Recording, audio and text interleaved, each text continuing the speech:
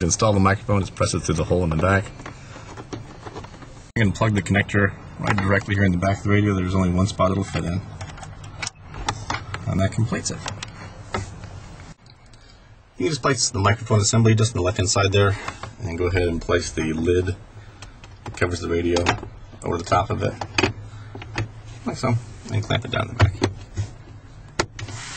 The microphone will be captured just underneath the front left edge, which will be closest to the driver and work out quite well. Quick demonstration with the vehicle running and the air conditioner on maximum.